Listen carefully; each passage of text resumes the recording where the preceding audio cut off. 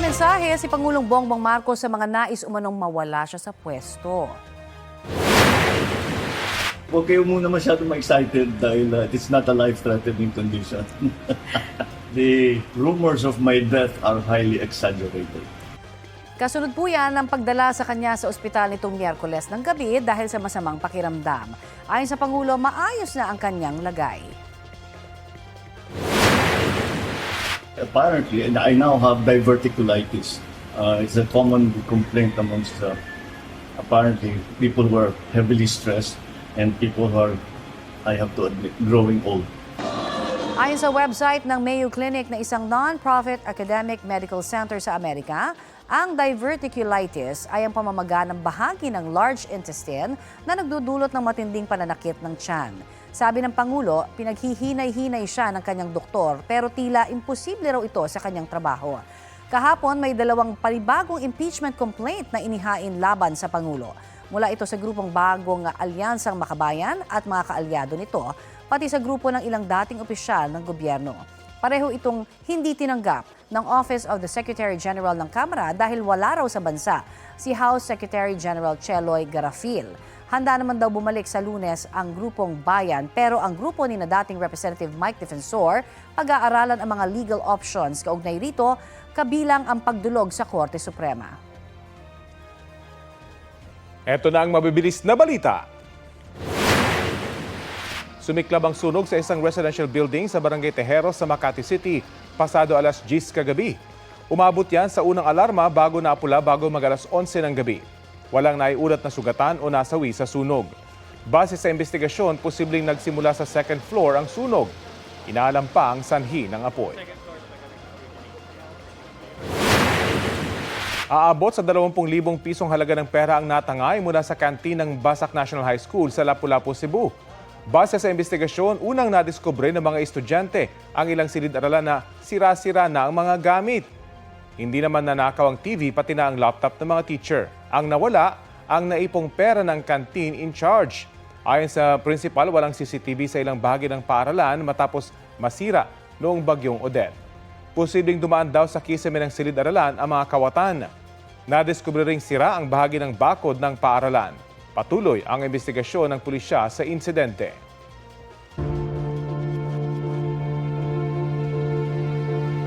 Update po tayo sa ipinagpaliban na arraignment kina dating Senador Bong Revilla at mga kapwa-akusado sa kasong malversation of public funds. Mula po sa Sandigan Bayan, may ulat on the spot si Maki Pulido. Maki? Sa ngayon, Connie, ay nandun pa rin sa loob ng korte ng Sandigan Bayan 3rd Division. Sina dating Senator Bong Revilla at kanyang mga kapwa-akusado. Actually, nagla-lunch na lamang sila. Tapos na yung pagdinig dito sa 3rd Division. Pero dahil meron pa kasing arraignment o nakatakdang pagbasa ng sakdal sa 4th Division naman sa kasong graft, ay hindi na muna sila ibinalik sa Quezon City Jail Male Dormitory. At sa halip ay nandito na lang muna sila at hinihintay. Tulad nga ng nabanggit mo, Connie, ay dito nga sa Sandigan Bayan 3rd Division na dumidinig ng kasong malversation case laban kay Revilla, mga kapwa-akusado niya, kaugnay ng kasong di umano'y Ghost Flood Control Project sa Pandi, Bulacan ay napostpone yung arraignment o pagbasa nga ng sakdal. Naghain kasi ng mga musyon, ng mga abogado, ng mga akusado, kaya't sabi ng korte ay re-resolbahin muna ito bago basahan ng sakdal ang mga akusado. Binigyan ng prosekusyon hanggang January 28 para magkomento sa mga musyon ng depensa at pagkatapos nun ay deemed for resolution na. 7 yung musyon ng depensa. Sa panig ni Revilla, ilan sa mga musyon ay motion for reinvestigation o ibalik yung kaso para muling maimbestigahan ng ombudsman. Hinihingi rin nila to quash the information o ibasura yung kaso. Hinihingi rin nila na maisailalim si Revilla sa kustodiya ng PNP sa halip na sa BJMP. So sa ngayon ay mananatili pa rin si Revilla sa Quezon City Jail Male Dormitory sa Payatas. Pinaharap pa ng mga mahistrado ang jail warden para tiyaking secured ang dating senador. Sabi ng jail warden sa ngayon, ay mag-isa si Revilla sa selda, habang magkasama naman yung 4 na lalaking co-accused sa isang selda. Mag-i-inspection daw yung mga mahistrado na mga kulungan. Gusto rin daw nilang makita ang kalagayan di lamang ng mga akusado dito sa flood control case, kundi ng ibang mga persons deprived of liberty. Dumating si Revilla sa Sandigan Bayan kaninang umaga, mga around 8 o'clock in the morning, na naka-yellow t-shirt at brown pants.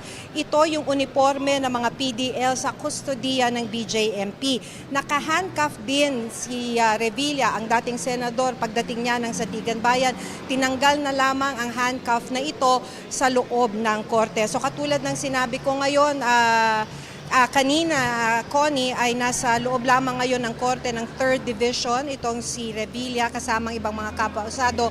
Nagla-lunch lamang dahil hinihintay nila yung nakatakdang 1:30 na arraignment sa 4th Division naman na dumidinig ng kasong graft. Connie? Maraming salamat, Maki Pulido.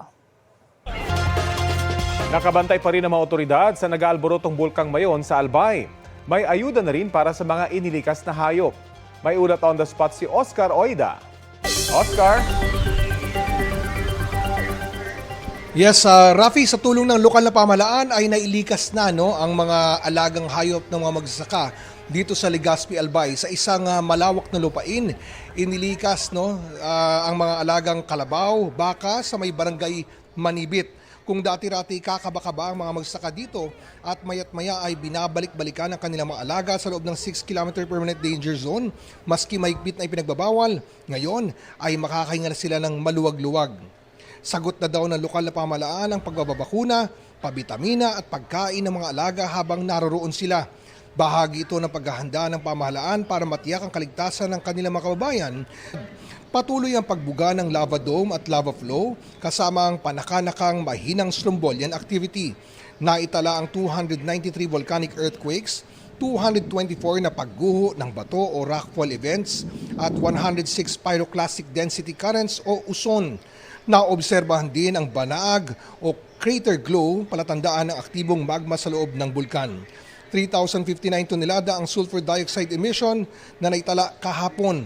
Naitala rin ang katamtamang pagsingaw na may taas na 100 metro mula sa crater at napapadpad patungong Hilagang Kanluran at Kanlurang Hilagang Kanluran ng lugar. Rafi? Maraming salamat, Oscar Oida.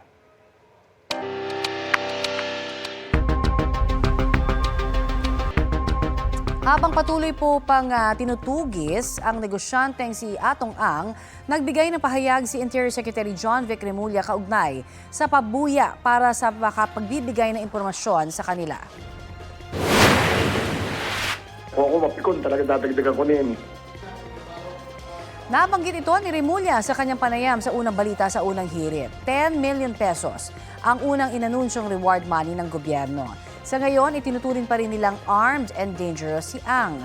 Sabi ni Remulla, hindi raw ito tatanggalin lalo't marami ang bodyguard ni Ang at lahat daw ito ay armado. 5 pa lamang sa 6 na armas ni Ang naisuko sa mga otoridad. Nawawala raw ang natitirang isa pa ayon sa abogado ni Ang. Sabi ng DILG, kailangan nila ng affidavit of loss para mapatunayang nawawala ito. Ito ang GMA Regional TV News. Pasintabi po, may sensitibong detalye ang susunod na balita. Isang bangkay na babae ang natagpuan na nakasilid sa plastic drum sa Antipolo, Rizal. Ayon sa pulisya, nakita ng mga batang nangangalakal ang drum sa bangin sa isang bahagi ng Marcos Highway sa Barangay San Jose. Nang buksan ang drum, doon na tumambad ang duguang katawan na nakabalot sa kahon at sako. May taas na 5 talampakan ng babae, may tattoo sa hita at nakasuot ng puting pang-itaas at maong na short. Patuloy na inaalam ang pagkakakilanlan ng biktima. Maaaring makipag-ugnayan sa tanggapan ng Antipolo Police ang sinumang nawawalan ng kaanak.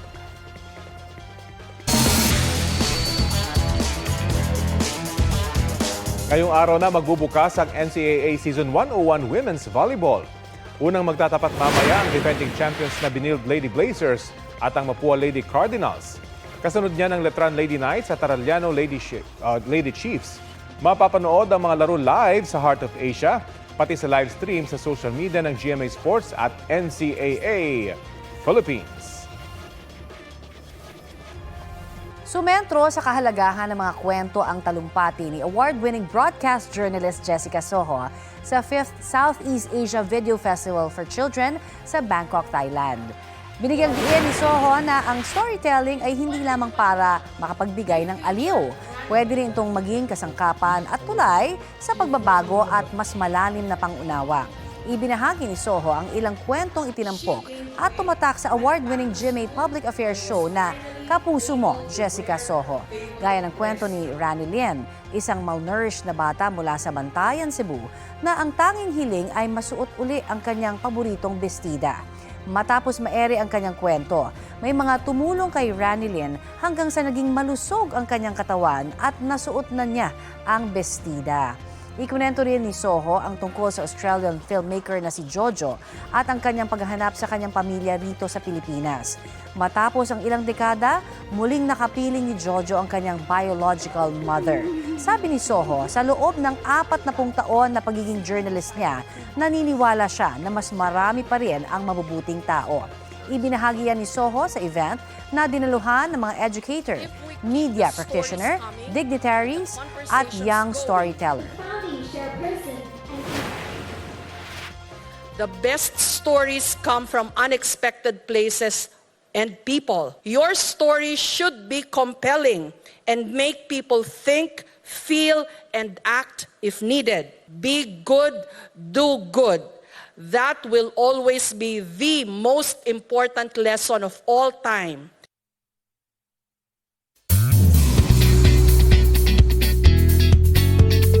Ni-reveal na ang teaser ng highly anticipated series na The Secrets of Hotel 88 na panibagong collaboration project ng GMA at ABS-CBN. Gusto namin bilhin yung parte.